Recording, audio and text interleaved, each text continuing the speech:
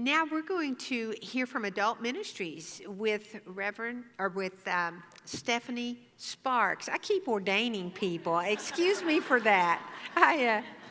But Stephanie, you have been doing ministry in adult ministries for quite some time now. So I am glad to have you here before us and to have an opportunity to ask some questions of you. First, how are you doing? I'm well, thank you. Excellent. How are you? I would have brought coffee, but from Adult Discipleship, but everybody keeps drinking it. There you before go. The break actually happened. That's all right. But thank you for having the coffee for us. Welcome. We appreciate that. Sure. Tell us about your ministry area and particularly how it connects with our theme.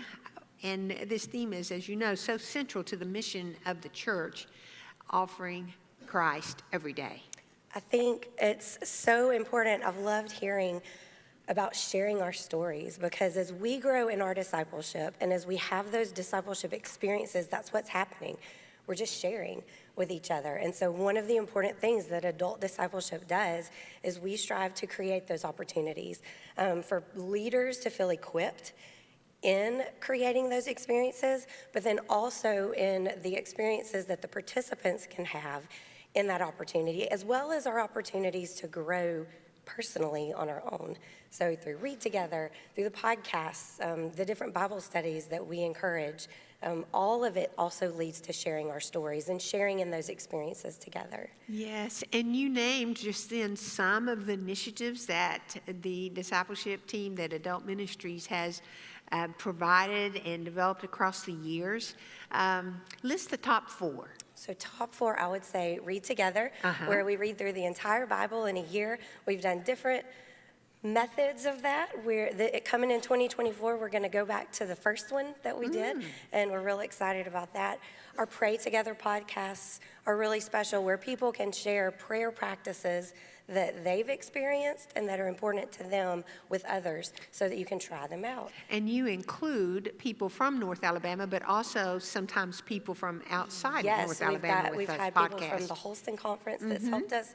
People from Upper Room Ministries have helped us. So we expand that to hear different voices and to have those experiences. This year we also, we're in the process of continuing to have small groups based on a Bible study, The Way of Forgiveness, and encouraging multiple groups to have that time to navigate a season of forgiveness has been really helpful, personally, in groups.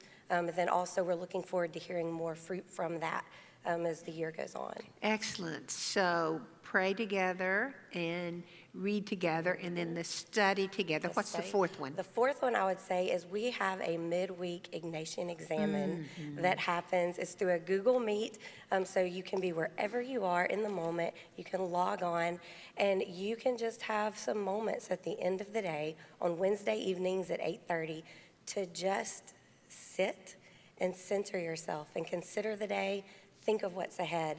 That's been really important, and I think has potential to help with everyone's growth. Yes. Occasionally I have been on those, and I have found them very meaningful. Yes, incredibly. The only ones I get to do are the ones when we're here. But gathering in the prayer chapel Wednesday night in those moments, just whenever you can join them. It's important, I think, to take advantage of the opportunities that come up when they do, and not beat ourselves up if we miss them or can't do everything that is presented, but be in the moments that we can. Great. And these resources are all available to us to assist us in our own spiritual formation. Absolutely. And doing it together strengthens our individual efforts. Yes, for sure. Yes, that's great. What are the biggest challenges that you face in adult ministries? I think one of the biggest challenges is just everybody's tired, which is a challenge we face in every situation that we're in, but especially right now. Also, finding time to really focus and give time to our discipleship in the midst of all of the other busyness and business that we have to do. But also finding and connecting the right resources at the right time for things to happen. But it's just, I think, having conversations asking those questions like we learned about this morning, listening to where people are, and then moving forward and responding to those things and seeing what we can offer as we learn together, or ways that we can overcome those challenges. Yes, thank you for that.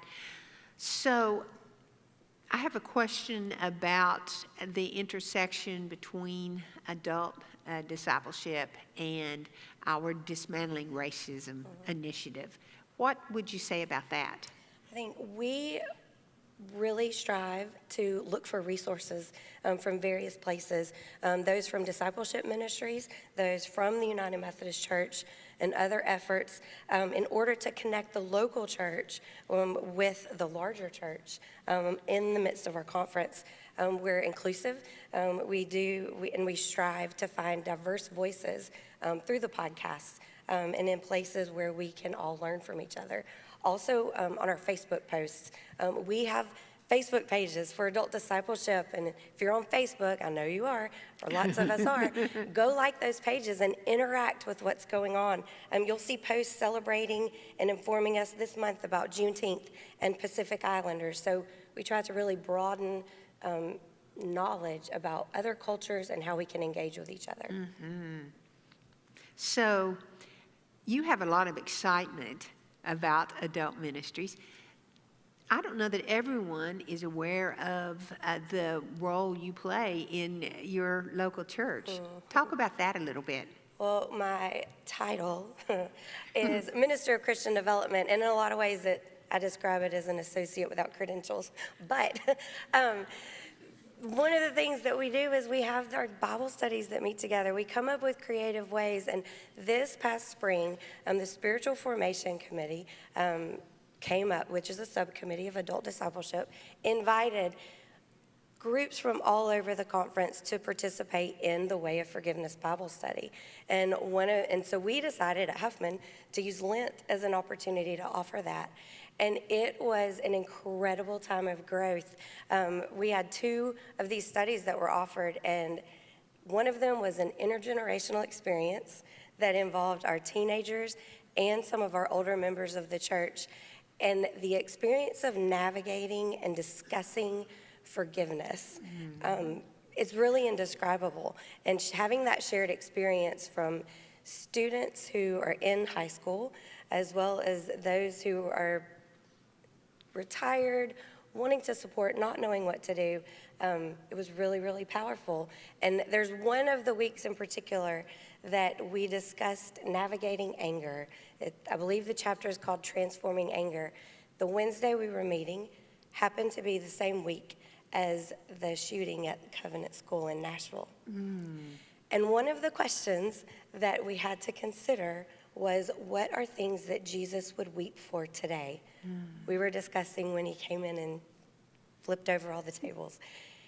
And to have that experience discussing that with students in school, as well as those who are watching people being in school, was really, really powerful. But reading through Scripture, explaining and experiencing new ways to study Scripture, Lectio Divina, and all of those things is really, really powerful. So it's fun to be able to connect things with the conference, with the church. And I'll say, were it not for our connectedness in the United Methodist Church in North Alabama, I would have never chosen that study. Nothing against the study. It's just not one I would have reached for. But because of our connectedness, I was aware of it and transformed by it. And that's really important. That is important, and that's a good word to all of us. So what gives you the most hope for your ministry, particularly adult ministries here in the North Alabama Conference? I'm hopeful that we want to keep learning, that we don't want to just stick with what we know. We want to consider more. I'm hopeful when I see that the books that the conference purchased for the Way of Forgiveness that were on our table are gone. Many of you picked one up to lead a group. I'm hopeful that we're interested in growing and that we want to just learn and grow and know more and not be satisfied with where we are. Very good. Is there anything else you'd like to share with this wonderful group of leaders? The one other thing that I especially want to mention, if you have not been to our prayer chapel during annual conference, I invite you to visit it. We have a prayer labyrinth that is there that's available to come to your church. So for you to experience and walk that labyrinth, there's prayer stations up there. It's going to remain set up throughout this morning. So as you have an opportunity, I really invite you to visit that. If you have questions, get in touch with us. We'd love to help you with discipleship. Great. Remind the group where the prayer chapel is. The prayer chapel is upstairs at the very end of this hall. You go upstairs and you go till you can't walk anymore, and you will be right there. Okay, that is great. Well, thank you so much for joining us and for your ministry and leadership, both at Huffman and with Adult Ministries. Thank you. Please express your appreciation to Stephanie Sparks.